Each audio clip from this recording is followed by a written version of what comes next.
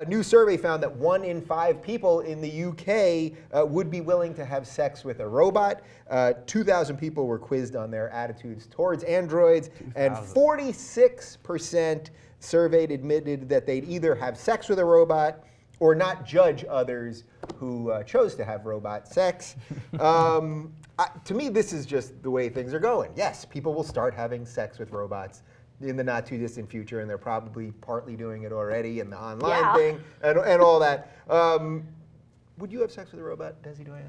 You know, I guess it would depend on the robot. I really can't imagine. So if it was a Jude Law robot from AI, well, you know, remember that? I remember that. Yeah, and I was like, oh, okay. Well, that makes sense in the context of AI, where people are not allowed to reproduce anymore because the Earth is too small and can't sustain them. So that's kind of what it's. That was one of the parts of why it was.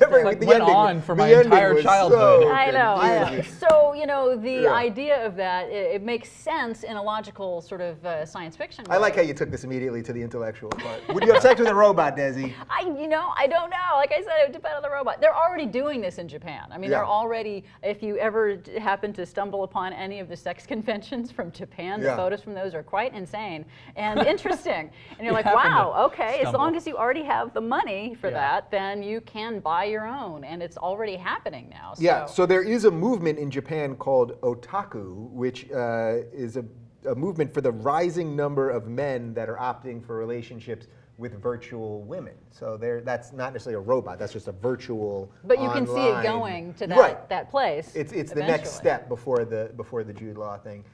Sex with robots, Andy? No. How do you feel about it? No. Not going to do it. Well, we're so far off from Jude Law robot sex. Exactly. You know, if you look at these people, or these people, like, look, I'm already doing it. Yes, you see? Yeah. If you look at these robots, these androids, like, they are terrifying, first of all. Yeah. Second of all, Dweebcast, my show. Yeah, pimp it out. The number one rule, the number one prevailing rule is, the light just like freaked me out. Yeah, the robots are taking over they right know. now. The number one rule is that they will kill us. And so if you start submitting to them in the bedroom, they are going to be able to be much more persuasive when the apocalypse doesn't, if it comes, it will come. So you're, all right, so we'll just move to that for a second. You believe the robots will take over one day? No, I mean, yes. Yes, so the sex would just be dangerous because it'll facilitate it happening faster? I think so, yeah. The general idea here? Well, I had another idea that came up when I was reading it was, oh, wait a second, that kind of makes sense, not just in the context of the otaku in Japan that you were talking about, but also, what about, say, a country like China, where a one-child policy has resulted in a huge gender imbalance, you know, where there are more men and there aren't enough women for them to get married to. So you've got a whole generation or more of men who have no outlet for that. So when you got angry, horny men, what happens? Well, you get wars and stuff. So maybe this is a good idea. Right. That was the first commercial. You just did it. Never know. Yep. Be pro-peace, fuck a robot. Forward, you know? Make cyber, not war. Yeah. Is that a good tagline? Like cyber love? Something, yeah, it's there. Well, then, of course, this will lead to ultimately robots having sex with robots. And then what Robot about... babies? What about... Same-sex What robots. about same-sex robots? I mean, it's all going to be there. What about robot-human marriage? They did an episode of Futurama about robosexual marriage, which was pretty perfect. But, I mean, if you just extrapolate this, someone will fall in love with their robot. There's a guy somewhere, I think, in the UK that's trying to marry his computer right now because he loves it so much, and you know, blah blah blah. So I mean, is that crazy to be thinking about all this stuff? You know, I don't think it's crazy to be thinking about it. It might be premature, but eventually, I think we will probably have to discuss and figure out the ethics of all of this. I mean, I know it does. What about premature robo-ejaculation? Well, you know, is it right, you know, to use something? You know, is there an ethical issue with, you know, with relationships? You know, what if people abandon their relationships in order to have a robot that never complains and never asks you to, hey, do the dishes, you know, stuff like that. If you let a robot's battery die, is that like neglectful homicide? Is it killing it? it? I don't like.